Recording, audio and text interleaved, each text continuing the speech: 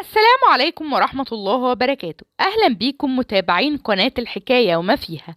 وزي ما عودناكم دايما بنجيب لكم أصل وتفاصيل كل الحكاية والموضوعات اللي تهمكم.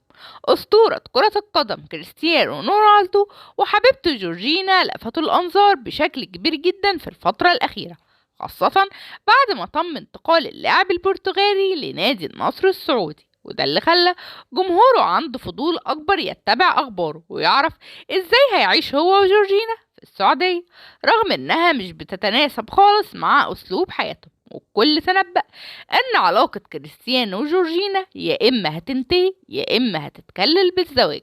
وبالفعل بعد مدة قليلة جدا من حفل استقبال كريستيانو في السعودية، انتشرت أخبار كتيرة عن وجود خلافات كبيرة بينهم هما الاتنين. طب يا ترى إيه اللي حصل لهم وهل فعلا هينفصلوا؟ ده اللي هنحكيه لكم بالتفصيل في الفيديو النهاردة. بس الأول ياريت تدعمونا وتشتركوا في القناة. لمحت جورجينا في الفترة الأخيرة إنها مش على وفاء خالص مع كريستيانو، ومش راضية عن قراره بالانتقال إلى السعودية، وده اللي وضحته للناس كلها بعد ما نشرت صورة ليها على حسابها الشخصي في موقع التواصل الاجتماعي انستجرام من طيارتها الخاصة، وعلقت عليها وقالت: ليس من دوني. وده اللي خلى الناس كلها تشك انها تقصد كريستيانو، وانه يعني عايزة تقوله مش هتقدر تنجح من غيري. وبالرغم من ان كان من الواضح في الاول ان هي دعمة كبيرة ليه وواقفة جنبه، خاصة انها سافرت معاه للرياض، وده اللي خلى الناس كلها وقتها تشيد بقصة حبهم الكبيرة. لكن الحياة الوردية واضح انها مش هتستمر كتير، لان اتضح وجود خلافات كبيرة بينهم في الفترة دي، خاصة إن في أكتر من صحيفة أسبانية أكدت بالفعل وجود خلافات بين الاتنين من بعد انتقال كريستيانو للسعودية. وده برضو ظهر خلال الكلمة اللي ألقاها رونالدو في حفل الاستقبال بتاعه في النادي، واللي وجه من خلاله الشكر لأولاده، وقال إنهم دعموه في قرار انتقاله للسعودية، ولكنه ما جابش أبدا سيرة جورجينا.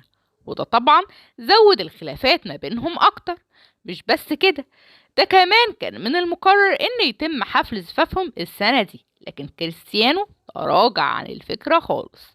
وأكدت أكتر من صحيفة أسبانية إن سبب الخلاف بينهم هو فعلا رغبة جورجينا في العودة والاستقرار في أسبانيا، ورفضها للإقامة في السعودية، وده اللي خلاها تتعمد تظهر بتعبير وجه حزينة وغاضبة خلال تواجدها مع كريستيانو في الرياض، وتحديدا خلال حفل استقباله في نادي النصر.